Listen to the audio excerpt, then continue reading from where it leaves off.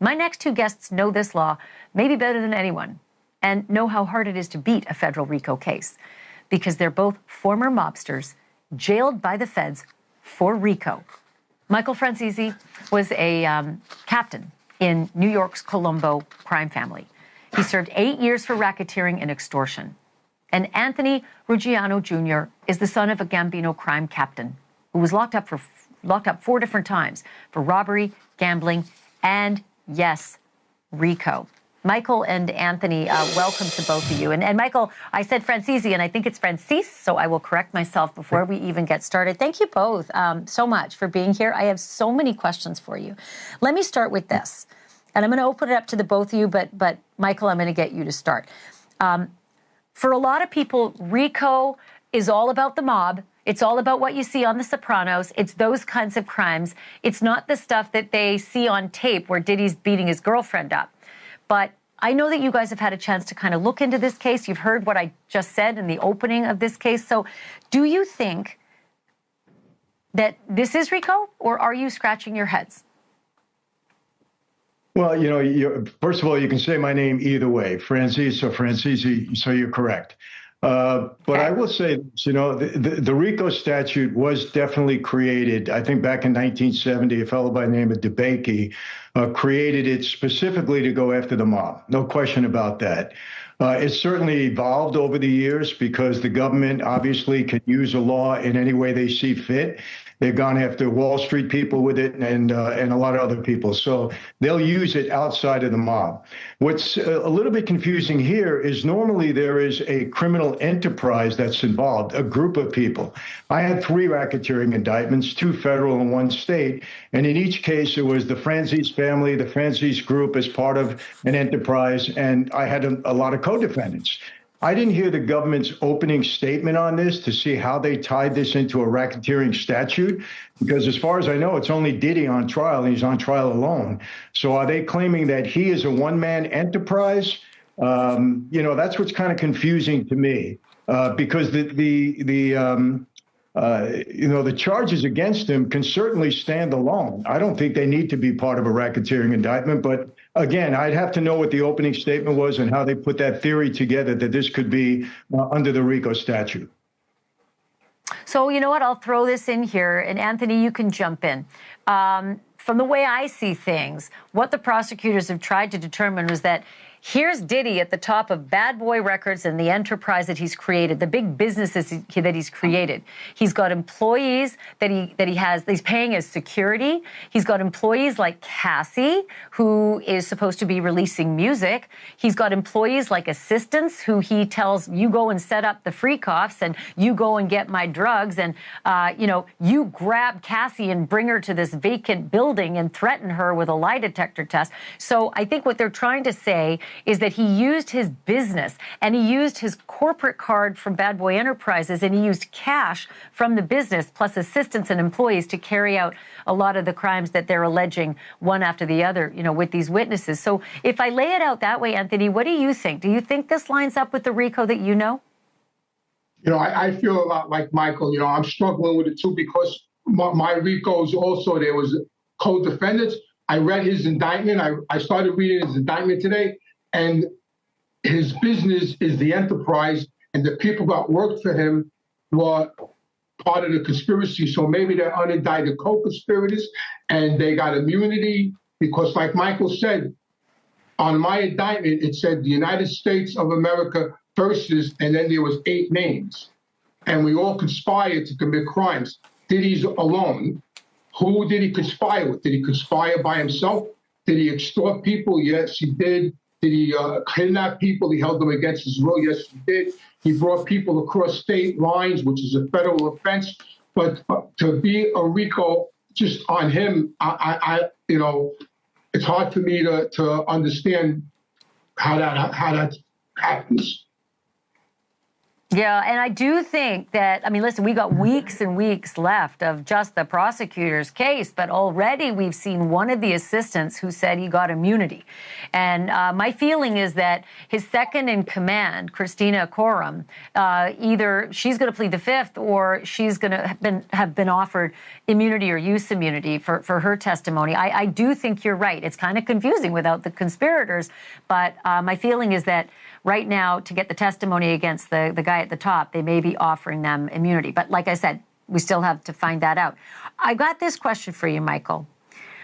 I opened the show by saying that I felt sad by sitting through a lot of today's testimony because this stylist, he just went over instance after instance of just vicious, vicious beating and control that Diddy had allegedly over Cassie, things he saw firsthand. Things that he even tried to step in and stop by jumping on Diddy's back. Blood coming down Cassie's face during one of the beatings that Diddy allegedly turns around and says, "Look what you all made me do." And I wondered about a guy like that. Now that this is all coming out in the public, if Diddy's convicted, this is not the kind of behavior that I used to hear about with the mob. They beat up and killed guys, but they didn't beat up and kill girls all the time. Do you see a big difference here with the kind of behavior Diddy's accused of doing compared to the behavior of mobsters? Oh, absolutely. Let me say this. I always take the position, someone's innocent until proven guilty. That's just my position all the time. However, we have seen certain things. I think everybody has seen the hotel video where he was obviously beating her up. And the testimony has been absolutely despicable. And nobody in my former life would ever approve of something like that. And I think Anthony will vouch for that. We didn't beat up women. We didn't do things like that. We were taught to respect women in a big way, especially our families. So, in our life, if you violated another made man's wife, daughter, sister, mother, you're in a lot of trouble. So we didn't stand for that in any way, shape, or form. And like I said, the acts that are being described here are disgusting, despicable. If somebody like that was in our former life, he wouldn't last, quite honestly. And again, I would love to hear, I believe that the defense is going to attack the RICO statute here.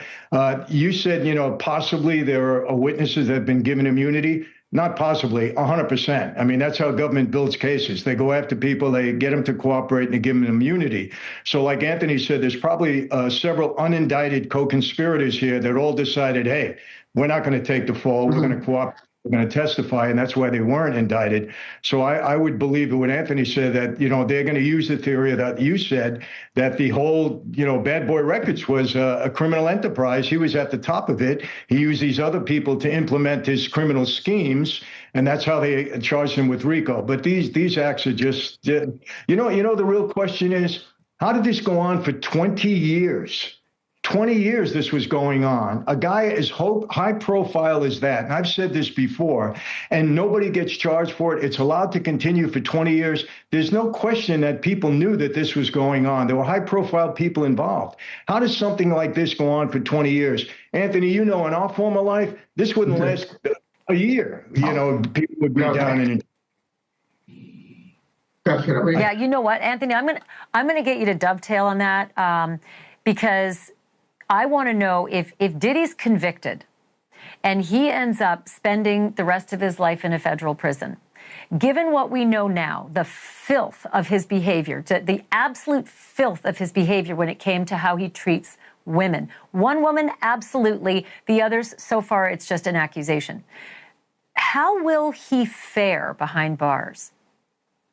Well, I have two scenarios. If the BOP buries him in like a Marion or the Supermax in Colorado, he'll do a terrible bit. But if he goes to, my opinion, if he goes to a regular federal prison, he's going to be fine because the kids there, the people there, he has a lot of money. He's still, he's in the music business. Everybody wants to be a hip hop artist. He's going to do fine in prison. He's going to do a good bit. He's got a ton of money, and he's going to do fine in prison unless the BOP buries him in a supermax. That's the only way he's going to have issues. Other than that, I don't think he's going to have a problem with a certain group of people. Maybe mob guys might shun him. I'm sure people might throw, innuendos at him. He might have a fight or two, but overall, I think he's going to do fine in there because of who he is and all his money. Just like Madoff did fine Anthony, in there and all these other criminals. Tell me why you think he would have a tougher time at a supermax. What would be the difference, and what would that tougher time look like?